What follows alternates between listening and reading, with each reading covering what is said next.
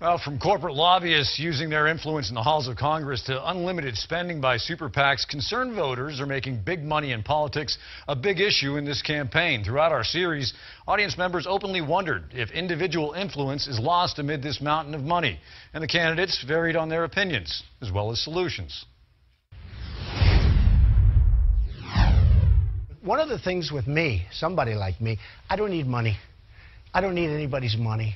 I'm not going to make a deal because somebody's going to give me $5,000 to run for office. I'm going to be beholding to that person, which politicians are.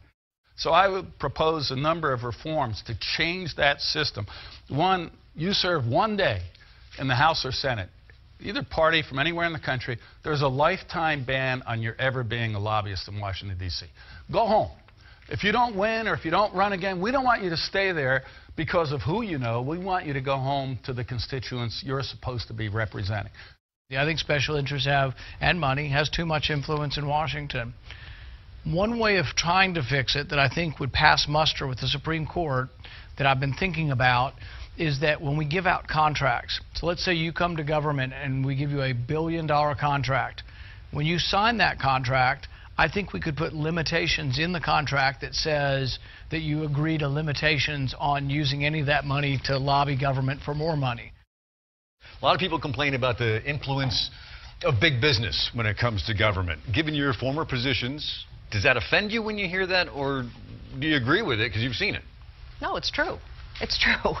Look, let's be honest. As the CEO of a $90 billion company, I may not have liked regulation or taxation or legislation, but I could hire accountants and lawyers and lobbyists to try and change it, or to try and understand it, or to try and take advantage of it. That 9-person real estate firm, they can't. I think campaign finance has to constantly be looked at. And I don't like a system where, frankly, billionaires can decide who's going to be the next president. I don't like that. I'm not for limiting speech, but I am for disclosure. And I think it's important we know that where these dollars are coming from into the political process. So I think more disclosure is better, but I think then we should have a level playing field so people can participate in the democratic process.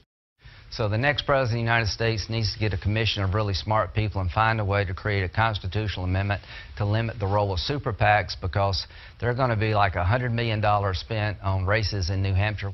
I think accountability is really what matters, and so if someone wants to give you a lot of money, fine, but you ought to put it on the internet in 24 hours, and you ought to be held to account for whoever's giving you that dough. How we get from where we are to that, I don't think it's going to be happening anytime soon. I'd like to see us overturn Citizens United. I would like to see us also move to publicly financed campaigns, especially for members of Congress. What we have always done in Virginia is allow people to contribute what they want to contribute, but then you put that on the public record.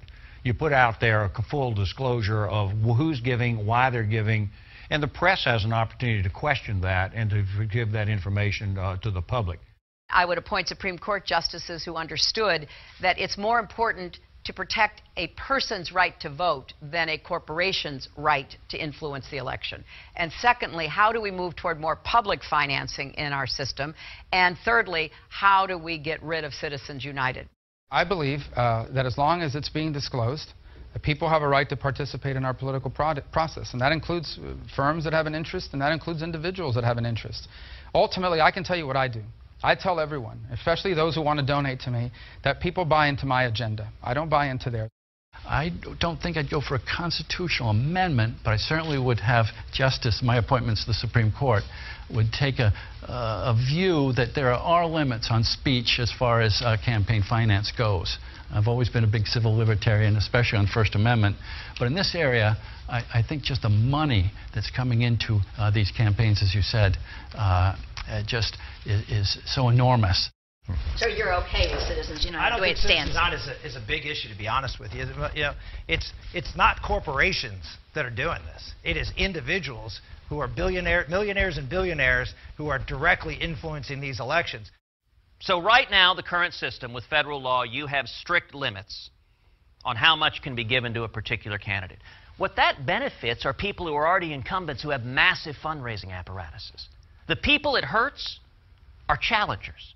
One solution to that that's been brought forth by one candidate in this race is to get rid of limits for what an individual could donate to a campaign. The argument being that way the candidate can speak for themselves rather than a super PAC putting forth a message. Well, that is way like a the candidate dumbest can idea that I've ever heard of in my life.